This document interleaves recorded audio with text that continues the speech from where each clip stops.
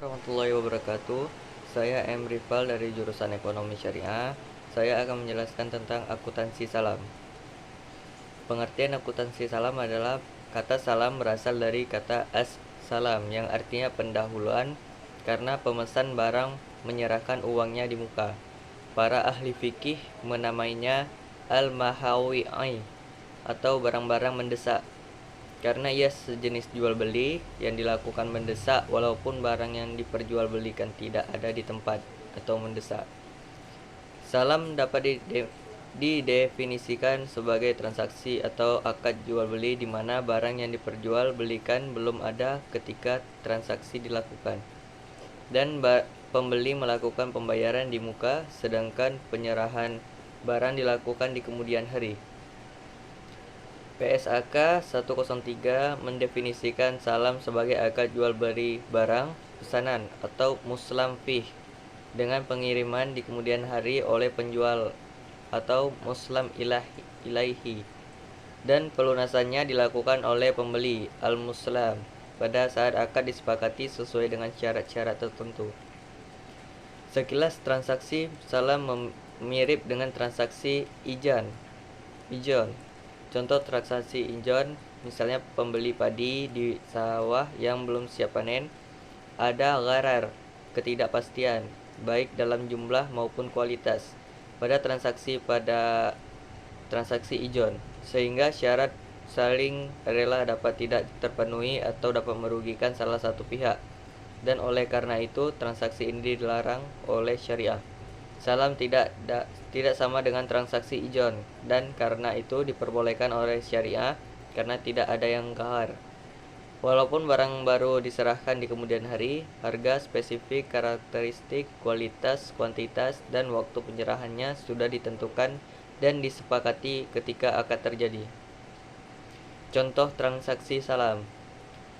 Contoh akad salam, misalnya pembeli memesan beras tipe IR64 sebanyak 2 ton dengan harga Rp5.000 per kilogram dan diserahkan 4 bulan ke depan atau waktu panen serta dibayar di muka. Di sini jelas bahwa pembeli harus menyerahkan uang di muka sebesar Rp10 juta untuk pembelian 2 ton beras IR64 yang akan diserahkan 4 bulan kemudian oleh penjual. Contoh yang lainnya adalah contoh transaksi ijon, misalnya pembeli membeli 1 hektar padi atau waktu akad ini terjadi pada belum siap dipanen dengan harga Rp15 juta apabila ternyata padi terserang hama sehingga tidak dapat dipanen atau menghasilkan lebih sedikit dari 5 ton gabah. Maka pembeli akan rugi. Asumsi harga per kilo padi ialah gabah Rp3.000. Sebaliknya jika hasilnya 8 ton, maka petani akan merugi. Manfaat akuntansi salam. Manfaat transaksi salam bagi pembeli adalah adanya jaminan memperoleh barang dalam jumlah dan kualitas tertentu. Pada saat ini membutuhkan dengan harga yang disepakatinya di awal. Sementara manfaat bagi penjual adalah diperolehnya dana untuk melakukan aktivitas produksi dan memenuhi sebagian kebutuhan hidupnya. Dalam akad salam, harga barang pesanan yang sudah disepakati tidak dapat berubah selama angka waktu akad. Apabila barang yang dikirim tidak sesuai dengan ketentuan yang telah disepakati sebelumnya, pembeli boleh melakukan khiyar, yaitu memilih apakah transaksi dilanjutkan atau dibatalkan. Syarat khiyar dalam akuntansi salam. Apabila pembeli menerima sedangkan kualitasnya lebih rendah, maka pembeli akan mengakui adanya kerugian dan tidak boleh meminta pengurangan harga karena harga sudah disepakati dalam akad dan tidak dapat berubah. Demikian jika kualitasnya lebih tinggi, penjual tidak dapat meminta tambahan harga dan pembeli tidak boleh mengakui adanya keuntungan karena diakui sebagai keuntungan dapat dipersamakan adanya unsur riba atau kelebihan yang tidak ada iwad, faktor pengimbang yang diperbolehkan syariah. Salam dapat dilakukan secara langsung antara pembeli dan penjual serta dapat juga dilakukan oleh 3 pihak secara paralel. pembeli, penjual, dan pemasok yang disebut dengan sebagai salam paralel.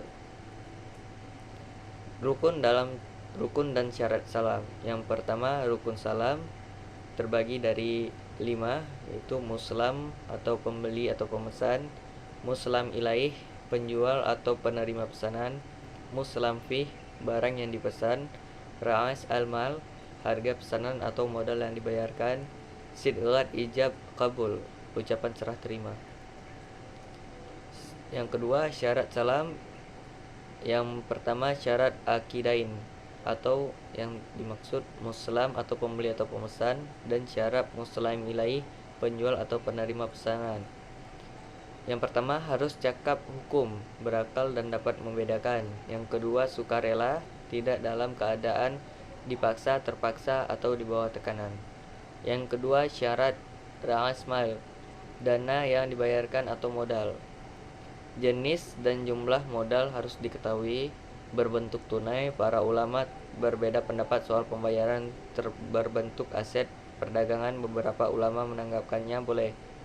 Modal salam diserahkan ketika akad berlangsung, tidak boleh hutang atau sebagai pelunasan hutang. Hal ini untuk mencegah praktek riba melalui mekanisme salam. Yang ketiga, syarat muslam fih atau barang yang dipesan. Ditentukan dengan sifat-sifat tertentu, jenis, kualitas, dan jumlahnya. Harus bisa diidentifikasi secara jelas untuk mengurangi kesalahan akibat kurangnya pengetahuan tentang macam barang tersebut, tentang klasifikasi, kualitas, serta mengenai jumlahnya.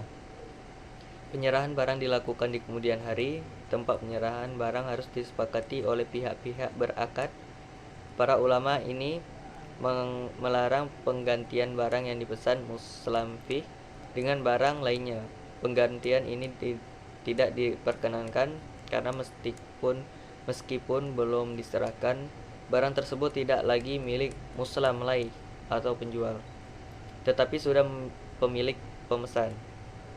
Bila barang tersebut diganti dengan barang yang memiliki spesifikasi dan kualitas yang sama meskipun sumbernya berbeda, para ulama memperbolehkannya. Barangnya sah diperjualbelikan. Yang keempat, syarat ijab kabul.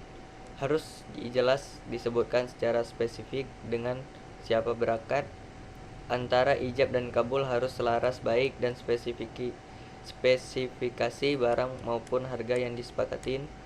Tidak mengandung hal-hal yang bersifat menggantungkan keabsahan transaksi pada kejadian yang akan datang. Akad harus pasti, tidak boleh ada ikhtiyar syarat. Ketentuan umum pembiayaan salam. Pembelian hasil produksi harus diketahui spesifikasinya secara jelas seperti jenis, macam, ukuran, mutu, dan jumlahnya.